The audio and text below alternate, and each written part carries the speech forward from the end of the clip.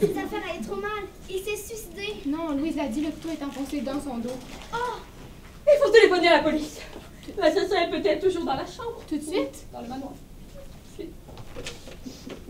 Il n'y a pas de tonalité, ça doit être en bête. On a coupé les fils du téléphone. Quelqu'un? Vous croyez que quelqu'un est encore dans la maison? Madame, les chiens, Quoi, les chiens? ils n'ont pas brûlé la nuit. Alors, Ils auraient aboyé si... C'est quoi? vous voulez dire si un étranger est entré dans la propriété? Oui, c'est ça. Mais ça veut dire quoi? Que s'est-il passé hier soir? Rien de spécial. Ton père est rentré vers 8 heures et nous avons dîné. Puis il est allé dans sa chambre pour travailler. On n'a pas reçu de visite? Non, il aurait fallu du courage pour gravir la colline. Pas de coup de téléphone? Oh, pas que je sache. On aura entendu la sonnerie. C'est un vagabond, un voleur qui s'est introduit. Et puis, où est-ce qu'il dort au-dessus du garage? J'ai entendu le chien aboyer dans ce cas-là. Si, papa. Qui est bien papa? Moi? Je veux dire... dans ce cas, on vend l'usine. La femme à la moitié. Oh, les notaires sont... Je ne sais plus. On nous donne de l'argent liquide. Il faut prévenir la soeur de papa. Quoi? Une histoire pareille. Oui, tu m'as écrit qu'elle était venue s'installer dernièrement dans la maison près du village. Pourquoi? Sans doute pour renouer les liens avec Marcel. Après la vie qu'elle a menée à Paris, elle a voulu prendre refuge auprès de son frère riche. Cette fille n'a, Dieu merci, jamais mis les pieds dans notre maison. Comment est-elle? Mystère, personne ne l'a vue. Personne ne l'a déjà vu. J'aimerais bien lui parler. Peut-être, mais jamais dans cette maison. Jamais. Ah, laisse faire la police. C'est à son rôle de poser des questions. Qui a pris la clé? C'est vous, madame?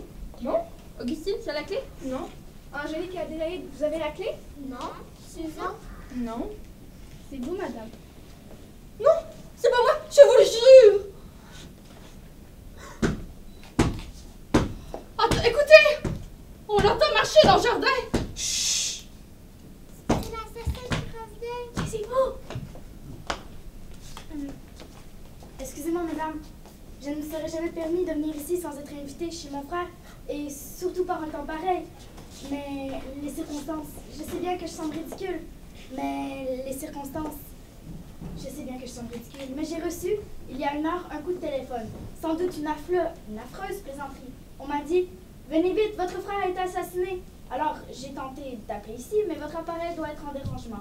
Le boulanger m'a déposé en bas sur la route et... Pourquoi me regardez tout comme ça?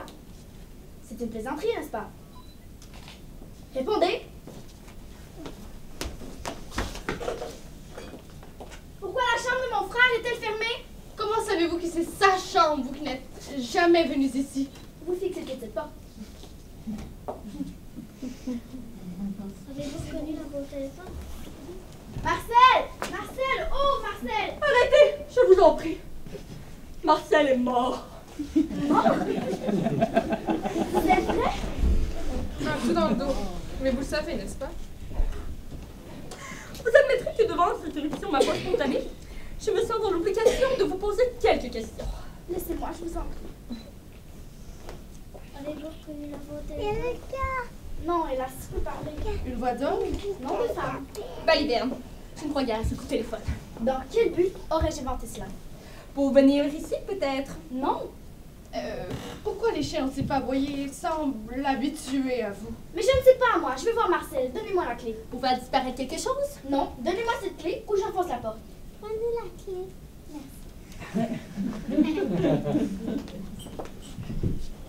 Mais cette clé n'ouvre pas. On a changé la clé? Pas de téléphone, pas de voiture et plus de clé. Une ici travaille contre nous. Le doute n'est plus possible. C'est vous, Augustine. J'étais curieuse de vous connaître. Nous sommes dans le même club de lecture. Mais tu ne nous l'as jamais dit? Je suis inscrite, mais je n'y prends jamais rien. Ah, c'est drôle. La secrétaire qui est bavarde m'a dit que vous preniez au moins 5 romans d'amour par semaine. Et tous des romans d'amour. Mais vous vous trompez. C'est possible, mais j'ai trouvé une lettre vous appartenant.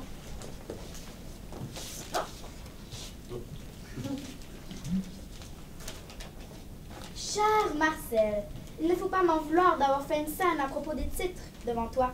J'étais obligée de réclamer ma part pour ne pas qu'elle soupçonne le trop grand intérêt que je te porte. Ah, sache que je suis prête à tout pour t'éviter des ennuis, mais cesse de me narguer avec Gabi. J'ai glissé mousse ta porte et t'embrasse affectueusement.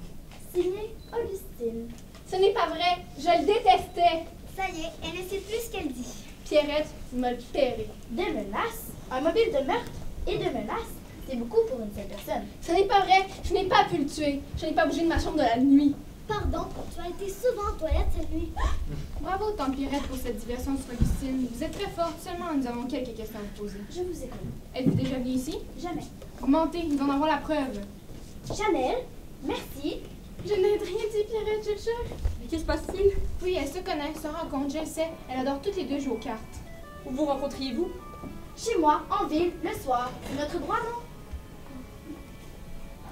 À qui ferez-vous croire que Mme Chanel fait 9 km dans la nuit pour jouer une simple petite partie de cartes? Oui, vous mentez encore. J'ai demandé si vous veniez en cachette ici et vous vous êtes tourné vers Chanel. Donc vous venez ici et Chanel le savait. Mieux, elle vous accompagnait et les chiens se sont habitués à vous. Répondez. Voilà! Autant le dire, Pierrette. Je la recevais dans mon pavillon, où souvent, elle passait la nuit.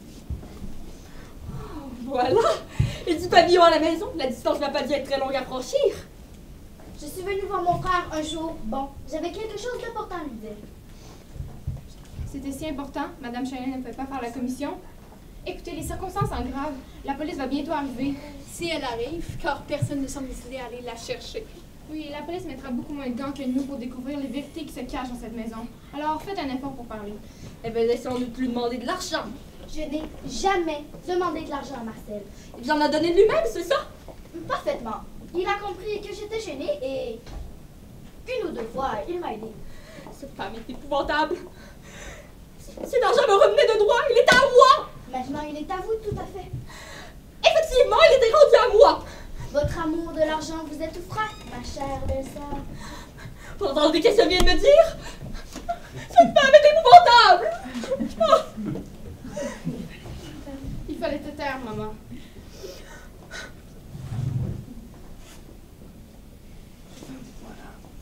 Cette femme est épouvantable! Je suis un fou! Alors, inspecteur, cette enquête, ça avance? Écoutez, il s'agit de savoir ce que toutes nous avons fait exactement cette nuit. Maman, où étais-tu? Dans ma chambre, quelle question? On est sortis? Non. Aussi, une fois, pour aller voir si Catherine n'était pas malade. Non. On avait semblant entendre claquer la porte et finalement, elle disait tranquillement. Tu n'as rencontré personne dans le couloir? Non, si. Je ne sais plus. Catherine, tu t'es levée? Oui, pour aller au petit coin carrément du matin. Je n'ai pas fait attention. Tu n'as rien entendu? J'étais en plein dans mon bouquin, tu sais, à un moment donné, tante Augustine m'a dit les détails. Tu lui as répondu? Oui. Oui. Un gros mot, petite peste. Ah, tu vas me le payer! Je voulais pas le dire, mais tant pis pour toi, voilà. Au moment où je me suis recouchée, j'ai entendu un drôle de bruit. J'ai regardé chez tante Augustine et je l'ai vue. Devant sa glace, elle tenait quelque chose qui brillait dans ses mains.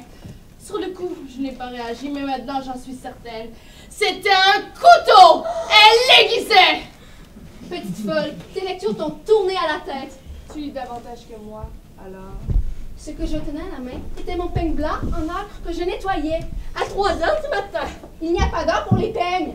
Par contre, j'ai entendu Madeleine se lever. Madeleine, tu t'es levée? Non. Comment?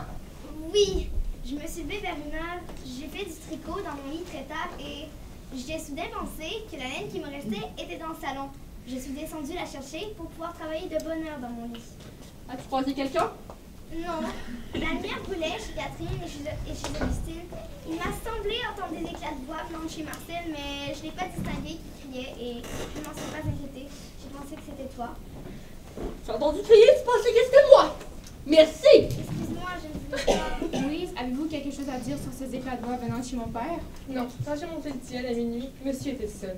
As-tu rencontré quelqu'un? Oui, mademoiselle Augustine.